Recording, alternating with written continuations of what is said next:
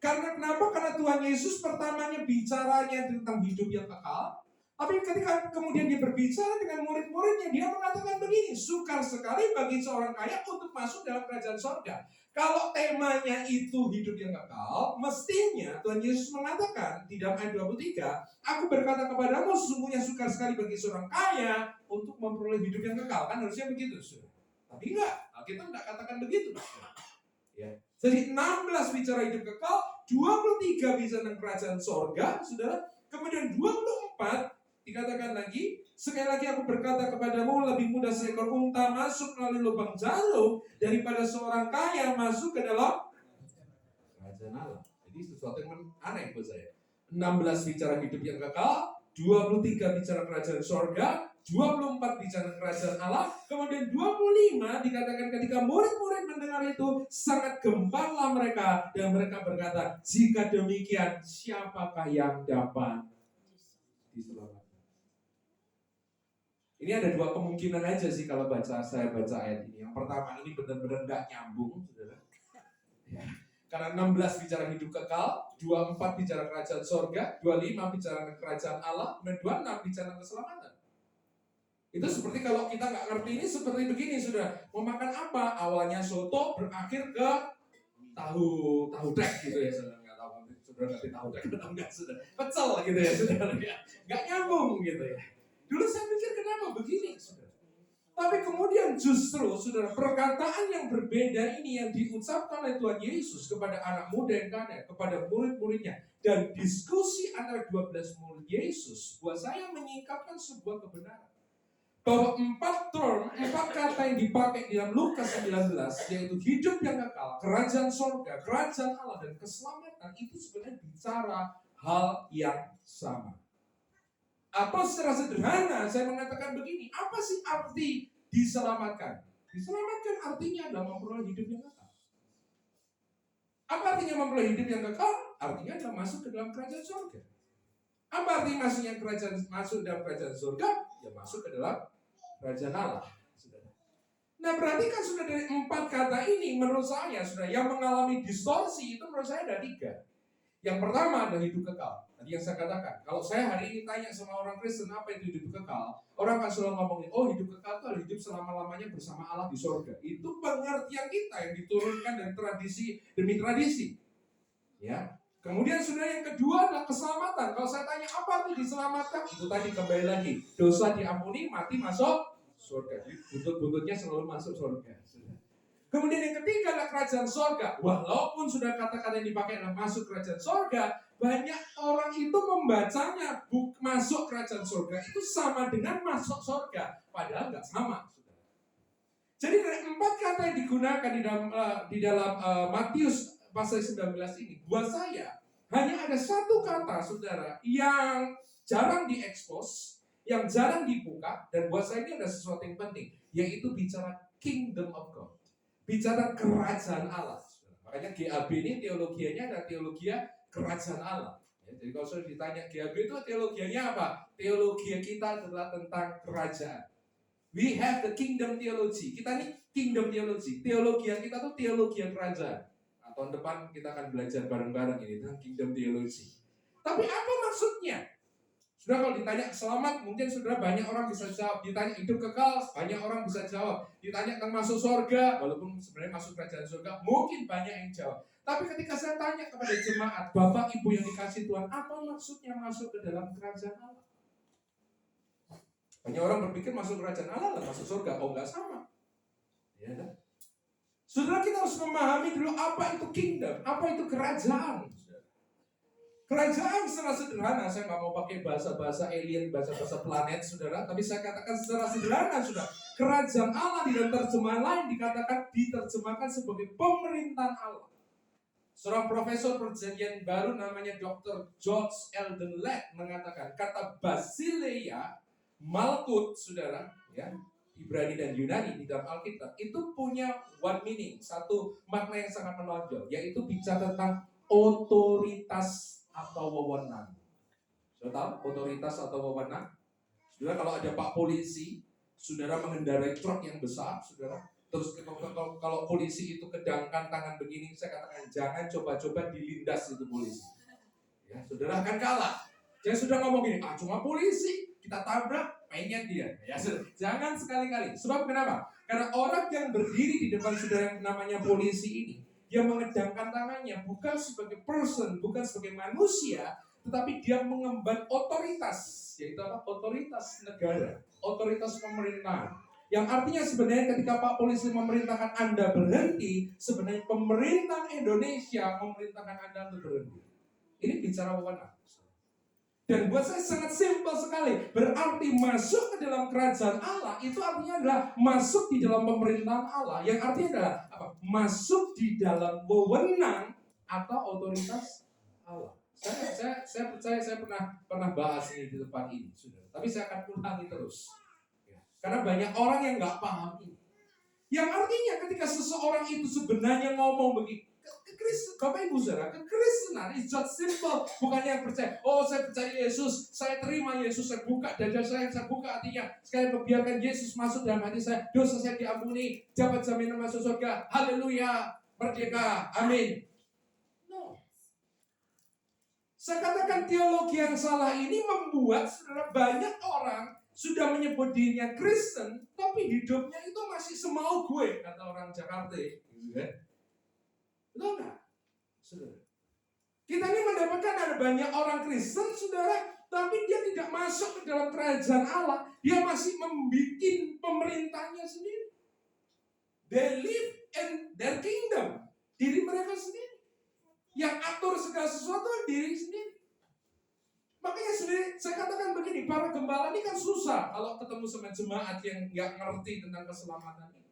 Sebab begitu kita bicara firman Allah, ketika kita bicara tentang what the Bible says, mereka akan selalu mengatakan begini. Ada banyak orang, tapi saya percaya di tempat ini, ada banyak orang mengatakan nggak bisa Pak, sulit Pak. Kalau orang Jawa itu ngomongnya angel, ya. Orang ngerti ya bahasa Jawa, angel. Saya katakan jemaat setiap kali saya ajar angel Pak. Angel Pak, saya katakan kok tak baptis ulang loh, saya katakan ya. Tak kasih nama baptis angel kan ya. Kalau angel itu spelling Inggris itu angel gitu ya. Oh titik angel, titik angel gitu ya. Itu baik kepada mahasiswa teologi karena saya dosen juga. Saya ngomong begini, bro, kamu harus begini. Angel Pak, sulit Pak, sukar Pak, sulit Pak, sukar Pak. Ini saya katakan apa? Karena pemahaman kita itu belum terkalibrasi dengan pemahaman Injil itu sendiri. Sadarkah kita saat kita mengatakan kita menerima Dia bukan hanya sebagai juru selamat, tapi sebagai Tuhan dan juru selamat? Artinya adalah apa? Kita ini sudah tidak punya hak lagi atas hidup kita. Semua yang ada dalam hidup kita itu tunduk sepenuhnya di bawah pemerintahan Yesus Kristus. Sehingga apapun yang dikatakan oleh Tuhan Yesus lewat firman-Nya, kita hanya bisa katakan satu kata atau dua kata dalam satu kalimat. Yes sir, ya Tuhan, nggih Doro, nggih Gusti. Ya, terjemahkan pakai bahasa Ambon, pakai bahasa Papua, bahasa apapun itu, bahasa Manado, silakan sudah. Tapi hanya itu yang bisa kita katakan. Masalah kemudian ketika kita taat, kita menghadapi banyak hal, itu lain masalah. Tetapi kalau kita ngerti sikap hati ini sudah artinya selamat artinya adalah apa? Sederhana. Selamat artinya bahwa saya hidup bukan saya lagi, tapi Kristus yang memerintah dalam hidup saya. Maka saya seringkali tanya sih dari pemahaman seperti ini.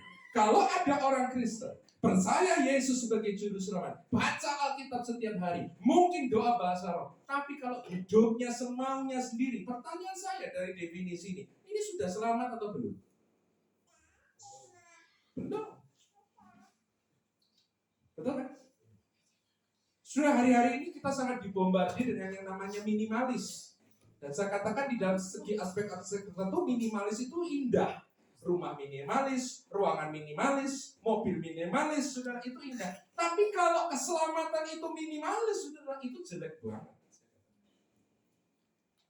Nah, saya harus ajarkan ini Bapak Ibu Saudara, sebab saya nggak mau dituntut gitu. Nanti saya mati masuk surga, tetap saya percaya masuk surga kok saudara. Terus Tuhan ketemu sama saya, terus katakan tuh kenapa GAP bukan feel tuh kayak begitu ya? Saya nggak tahu Tuhan. Jangan sampai di antara saudara ngomong, nggak pernah diajar. Saya udah pernah ajar. Catat tanggal ini ya, saudara, hari ini Minggu tanggal berapa ini, jam sekian ini sudah. Catat, saya sudah ajar semua saudara. Ya kan, saudara? Ini sesuatu yang penting. Kenapa saudara, tadi pagi saya khotbah di GAP Kelapa Gading. Saya katakan saudara, kenapa orang nggak mengalami kebangunan rohani? Lawan daripada kebangunan rohani itu adalah kelumpuhan rohani. Lumpuh itu artinya apa? Lumpuh itu artinya mungkin engkau punya semuanya, tapi itu useless, itu nggak berguna. Ya, saya nggak bisa bayangkan saudara, rasul-rasul mungkin juga nggak bisa bayangkan. Orang sudah feel in the spirit, tapi hidupnya nggak berapi-api buat Tuhan, itu buat saya kok ya aneh gitu loh saudara. Tapi kenapa muncul spesies-spesies Kristen yang seperti ini saudara? Karena pemahaman kita tentang kekristenan, ya, karena pemahaman kekristenan kita salah.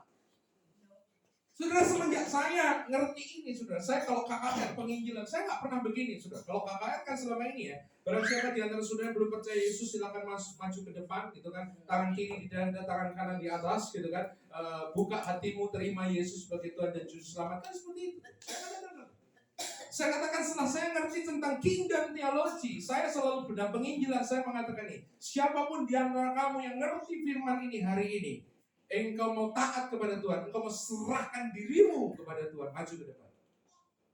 Ini bicara keselamatan itu bicara apa? Sudah serahkan hidup kita seluruhnya.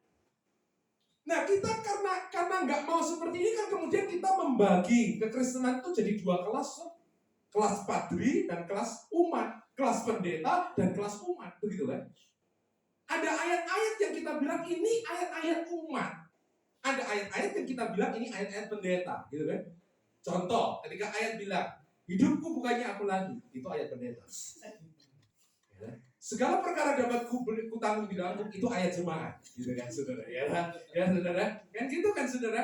Ada ayat-ayat yang kita katakan pikulah salib mati setiap hari, ayat untuk Pak Jeffrey, gitu kan? Untuk Bu Desi, gitu kan saudara? Tapi ayat yang lain misalnya jangan khawatir, saudara. Oh, itu adalah ayat-ayat jemaat gitu.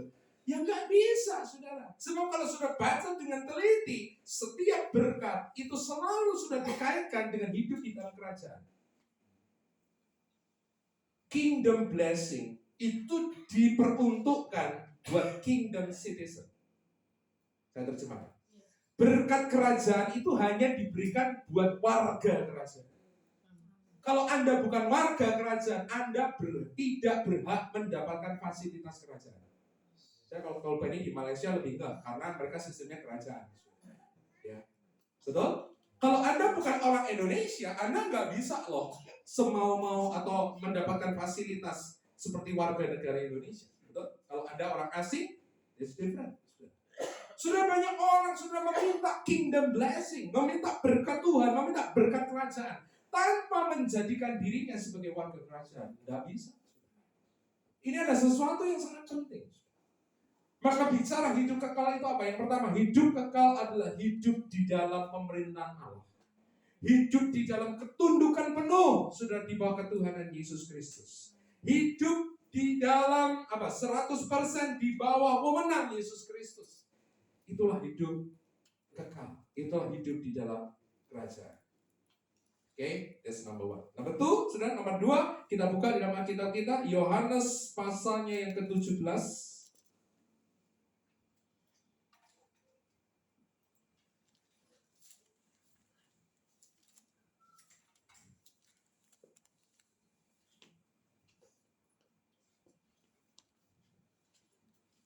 Kita baca ayatnya yang ketiga. Yohanes 17 ayat yang ketiga. Mari kita baca bersama-sama. Yohanes 17 ayat yang ketiga. Oke. Yuk. 1, 2, 3. Inilah hidup yang kekal itu, yaitu bahwa mereka mengenal Engkau satu-satunya Allah yang benar, dan mengenal Yesus Kristus yang telah Engkau utus. Saudara, yang kedua, menurut Yohanes, tadi kan menurut Matius ya. Menurut Yohanes, hidup kekal itu adalah apa? Hidup kekal, bicara esensi hidup kekal yang kedua adalah pengenalan. Apa itu pengenalan? Pengenalan beda dengan pengetahuan. Loh, saya tahu Pak Jokowi. Tapi saya nggak kenal sama Pak Jokowi. Saya bisa sapa Pak Jokowi belum tentu nyapa saya. Saudara, kata ginosko yang dipakai di dalam Alkitab, saya tahu Bapak Ibu saudara ahli Taurat pasti ngerti tentang ini, saudara, bahwa ginosko adalah begini, saudara, pengetahuan yang didapatkan dari pengalaman. Itu definisi saya tentang pengenalan. Pengenalan itu adalah pengetahuan yang saudara dapatkan dari pengalaman. Itu pengenalan. Misalnya ya, dari kecil nih ya, seringkali kalau ada kompor menyala atau sesuatu yang panas menyala, papa mamanya terus ngomong gini, dek jangan, ya, itu panas. Anak kecil bisa punya knowledge, saudara. Oh ya, api itu panas. Tapi kadang-kadang walaupun begitu masih dicoba toh. Nah, saudara, begitu dicoba kena, saudara. Panci panas kah atau apa panas kah, langsung dia jerit. Wah, nangis kan. Terus papa mama biasa ngomong apa? Nah, tahu kan? Tahu kan? Dibilangin nggak mau nurut gitu kan, saudara ya. Jadi sebelum anak ini menyentuh panci panas ini, dia punya pengetahuan. Api itu panas. Tapi dia nggak ngalami, saudara. Baru setelah dia megang panci yang panas, wah, dia merasa ada sensasi itu yang dia sebut sebagai panas. Dia kemudian ngerti bahwa api itu panas. Saudara, pengenalan inilah yang disebut sebagai ginosko, pengenalan akan Allah. Bapak Ibu saudara, Allah itu bukan formula. Allah itu bukan hanya sekedar doktrin, walaupun doktrin itu penting. Allah itu bukan hanya sekedar pengetahuan, tapi Allah harus engkau alami. Hidup yang mengalami Allah, hidup yang mengalami Yesus, itulah hidup yang benar. Amin, saudara. Jadi orang Kristen kok gak pernah ngalami, ya rugi, saya katakan. Ya, saya pernah usulkan, gak tahu sudah direalisasikan nggak di tempat ini. Kita bagi jadi dua tuh, yang jemaat yang udah ngalami dan jemaat yang belum ngalami, kan beda kan versinya kan. Allah kita heran dan besar. Yang belum ngalami katakan, katanya Allah yang heran lah, katanya gitu kan, saudara. Ya sebab belum ngalami ya saudara, ya katanya loh, katanya Pak Pendeta, katanya Pak Penginjil kan gitu kan, saudara. Ini jenis orang, makanya orang Kristen yang belum pernah ngalami Tuhan itu nggak bisa on fire, saudara. Penelitian George Barna di Amerika mengatakan begini, hampir separuh orang Kristen yang datang beribadah tidak pernah bisa merasakan hadirat Tuhan. Wah, ini buat saya ada sesuatu yang aneh. Merasakan hadirat Tuhan itu tidak perlu sensasi yang hebat, saudara. Tapi Anda, Anda tahu itu. Saya nggak bisa jelasin kan, karena itu nggak bisa dijelasin, saudara. Banyak orang nanya sama saya, Pak, hadirat Tuhan itu kayak apa sih, Pak? Masa saya nggak mau, seperti kamu berdiri di bawahnya AC, masa gitu sudah? Kan enggak, saudara.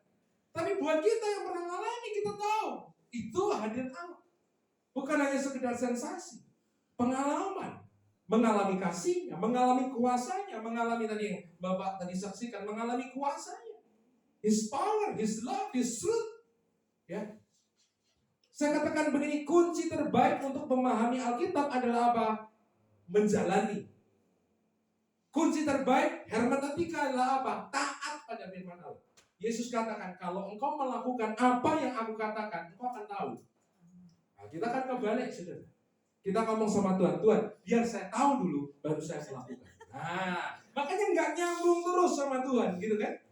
Ada banyak orang, saya ini saudara, sering kali nggak tahu, banyak orang tuh nanya, Pak ini begini gimana? Saya kadang-kadang oke lah, saya jawab. Tapi kadang-kadang kalau nggak ngalami itu kan susah, saudara. Saya jawab ya nggak ngerti juga, saya jawab ya nggak ngerti juga. Daripada engkel-engkelan, kata orang Prancis, saya katakan sudah lakukan. Contoh, ini khotbah yang selalu saya katakan pada mahasiswa STT yang baru lulus. Kalau kamu mau khotbah, kamu baru lulus, kamu bingung mau khotbah apa? Khotbah aja pengampunan, itu pasti jemaat kena semua. Karena hampir semua orang Kristen, bahkan para pendeta, bermasalah dengan masalah pengampunan. Saudara, kalau kita bicara pengampunan, orang selalu ngomong sama kita, sukar Pak, angel Pak, susah Pak, nggak bisa Pak. Tuhan tidak pernah ngomong begini, kalau kamu bisa ngampuni, ampunilah. Kalau kau rasa kau mau mengampuni, ampunilah. Tuhan Yesus tidak pernah ngomong itu. Tuhan Yesus katakan apa? Ampunilah. Saudara, buat saya, saudara, obedience is the key. Ketaatan itu kunci. Saya kalau baca Alkitab, saya katakan, Tuhan saya nggak ngerti ini, saya nggak tahu ini, saya nggak lakukan ini, tapi saya mau melakukan, saya mau taat. Begitu saya katakan, saya mau taat apapun itu, begitu saya melakukan, Tuhan kasih pengetahuan, dan Tuhan kasih pengalaman. Amin, Bapak Ibu saya. Amin. Saya kadang-kadang heran gini, kalau jemaat itu kenapa ya diajak muji Tuhan tuh ada yang diem, kayak sudah diawetkan di peti es 100 tahun gitu ya, saudara ya. Suruh teriak, tepuk tangan, ya nggak tepuk tangan. Saudara, saya katakan kadang-kadang ini orang tersesat atau gimana gitu ya. Tapi kemudian saya tahu, oh ya mungkin karena nggak pernah alami ya. Betul ya? Kalau saudara belajar ilmu vokal itu kan ada yang kadang-kadang ngomong begini, kamu itu apa itu? Chemistry-nya nggak dapet gitu kan. Saya punya anak rohani itu penyanyi. Suatu saat dia ikut lomba, saudara, dia nyanyi lagu cinta gitu kan. Bagus, suaranya bagus ya. Dia ini cerita sendiri sama saya. Salah satu juri ngomong begini, suaramu tuh bagus. Cuma satu yang nggak ada di kamu itu apa? Penghayatan. Makanya ditanya gini, kau pernah jatuh cinta? Kau pernah putus pacar? Kau pernah broken heart? Nah, kalau nggak pernah nyanyi lagu broken heart, orang iso, saudara. Betul ya? Nggak pernah patah hati suruh nyanyi lagu patah hati, susah. Tapi kalau Anda pernah patah hati berpatah-patah kali, saudara, udah nyanyi, sudah bisa menghayati gitu kan, saudara. Sama. Kekristenan juga begitu. Kita mau nyanyi apa? Sudah nyanyi apa? Lagu lama. Saya mau iring Yesus. Saya mau iring Yesus. Terus sampai selama-lamanya. Kemudian bilang, meskipun saya susah menderita dalam dunia, saya mau iring Yesus sampai selama-lamanya. Gak pernah susah ikut Yesus nyanyi ini, gak bisa. Tapi kalau saudara pernah apa yang disebut pengkhotbah lama sebagai bayar harga karena diri Yesus, suruh nyanyi ini, bisa keluar itu semua air-air kita kan, saudara? Betul ya, saudara? Why? Karena hidup kekal itu bicara hidup yang mengalami. Ya, makanya kita doa nih buat semua yang masuk di warga GAB ini. Anda tidak hanya tahu tentang Allah, Anda mengalami Allah. Anda nggak hanya tahu tentang salib, Anda mengalami salib. Anda nggak hanya tahu tentang Roh Kudus, Anda alami Roh Kudus. Anda nggak hanya tahu tentang mujizat, Anda alami mujizat. Karena itu hidup. Oke? Yang ketiga, saudara, hidup kekal adalah bicara ini. Tadi dikatakan diselamatkan. Murid-muridnya ngomong diselamatkan. Sudah apa sih artinya diselamatkan? Sederhana, sudah kata diselamatkan itu artinya dilepaskan. Ya, misalnya kalau tiba-tiba ada teman kita datang, Bu, saya selamat loh, selamat saya. Itu bukan karena namanya selamat ya, saudara, orang Jawa ada namanya selamat. Selamat, kenapa? Kamu kenapa? Mungkin suruh tanya, kenapa kamu selamat? Oh, mungkin selamat dari kecelakaan, selamat dari apa gitu kan. Artinya diselamatkan artinya terbebas, terlepas. Maka buat saya definisi ketiga, saudara, hidup kekal adalah hidup yang kita ini sudah diselamatkan. Diselamatkan dari apa? Banyak, saudara. Tapi salah satunya Galatia 1 ayat keempat. Galatia 1 ayat keempat. Nanti kita bedah tuntas di kelas-kelas teologi, kelas-kelas doktrin. Saya kasih aja teasernya buat saudara. Galatia 1 ayat 4 dikatakan apa, saudara? 1, 2, 3. Yang telah menyerahkan dirinya karena dosa-dosa kita untuk melepaskan kita dari dunia jahat yang sekarang ini menurut kehendak Allah dan Bapa kita. Saudara, terjemahan yang lebih tepat sebenarnya, perhatikan ini saudara, bukan melepaskan kita dari dunia jahat. Saudara, kalau kita baca melepaskan kita dari dunia jahat, banyak orang berpikir dunia jahat ini ya dunia di bumi ini, Pak. Kita hidup di bumi ini jahat. Makanya ketika kita baca melepaskan kita dari dunia yang jahat, di pemikiran jemaat itu melepaskan kita dari bumi ini, dari hidup ini. Jadi maksudnya saudara apa? Kembali lagi mati masuk surga. Enggak, saudara. Kata dunia di dalam Galatia 1 ayat 4 itu lebih tepat diterjemahkan sebagai zaman. Zaman itu apa? Sebuah era, periode waktu, saudara. Nah, ini perlu memang penjabaran yang lebih lengkap. Tapi Alkitab membagi, saudara, zaman itu jadi dua. Zaman ini yang jahat dan zaman yang akan datang. Saudara, kalau baca Alkitab, zaman yang akan datang itu bukan setelah mati masuk surga, enggak. Definisi Alkitab tentang zaman yang akan datang itu adalah apa? Zaman, era sesudah Kristus datang itu disebut sebagai era atau zaman yang akan datang. Itu pemahaman. Jadi saudara, salah satu sudah berkat yang Tuhan berikan kepada kita saat kita percaya kepada Yesus, saat kita terima hidup yang kekal, saat kita percaya kepada Kristus, kita mendaulat Dia menjadi Tuhan dan Raja.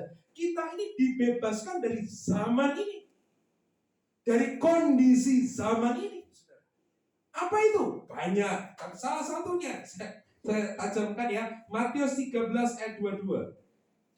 Matius 13 ayat 22.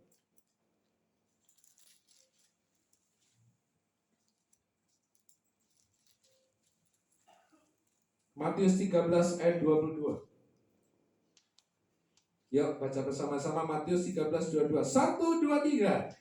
Yang ditaburkan di tengah semak duri ialah orang yang mendengar firman itu, lalu kekhawatiran dunia ini dan tipu daya kekayaan menghimpit firman itu sehingga tidak berbuah. Perhatikan kembali lagi, LAI menggunakan kata dunia, tapi sebenarnya dalam bahasa Yunani yang kata yang sama adalah kata yang dipakai dari Galatia tadi adalah zaman. Dan kalau kita ganti dengan zaman, maka Matius 13 ayat 22 mengatakan nih, yang ditaburkan di tengah semak duri ialah orang yang mendengar firman itu, firman kerajaan, lalu kekhawatiran zaman ini dan tipu daya kekayaan menghimpit firman itu sehingga tidak berbuah. Zaman ini punya karakteristik sudah banyak. Kalau kita bikin kelas, kita bedah tuntas itu sekali lagi. Tapi untuk kali ini saya katakan, sore hari ini saya katakan nih, salah satu sifat dari zaman ini itu apa? Penuh dengan kekhawatiran. Itu nomor 1. 2, saudara, dikatakan nih, zaman ini ditandai dengan apa? Tipu daya kekayaan. Jadi kalau kita gabungkan Matius 13:22 dengan Galatia 1:4, yang kata kononnya, Yesus mati di atas kayu salib, melepaskan kita dari zaman ini. Berarti juga melepaskan kita dari karakteristik zaman ini. Artinya berarti setiap orang yang percaya kepada Yesus harusnya hidupnya bebas dari kekhawatiran. Loh, iya nggak? Karena kalau dia mengatakan begini, kalau ini zaman ini, kita udah dipindahkan nih. Kita udah dikeluarkan dari zaman ini. Kalau ini karakteristiknya adalah kekhawatiran, berarti saat saya dipindahkan oleh Tuhan keluar dari zaman ini, berarti kekhawatiran sudah tidak lagi menjadi milik saya. Pertanyaan saya, berapa banyak orang Kristen yang masih khawatir? Halo? Ini berarti seakan-akan sudah mengenai, saya percaya Yesus, tapi saya masih ada di zaman ini. Loh ya kan? Why? Kenapa saudara? Kembali lagi yang pertama.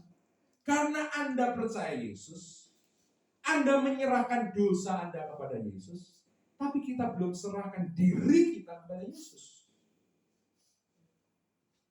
Yang pimpin diri kita itu masih otak kita, kehendak kita, keinginan kita, bukan lagi Tuhan. Betul? Kalau semuanya Tuhan sudah pindah, kekhawatiran ini pindah, sudah enggak lagi. Orang Kristen hidupnya zona bebas kekhawatiran. Zona bebas kekhawatiran. Oh, bukan berarti kita nggak mikir loh, sudah mikir, tapi nggak khawatir. Bedakan loh, sudah mikir dan khawatir itu dua hal yang beda. Apa itu? PR. Nah, gitu ya. Yang kedua berarti juga dilepaskan dari apa? Tipu daya ke siapa yang cita-citanya kaya?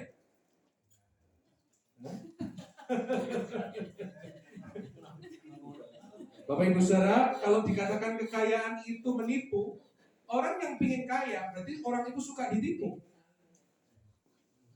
Saya bukan mengatakan orang Kristen nggak boleh kaya, boleh-boleh aja.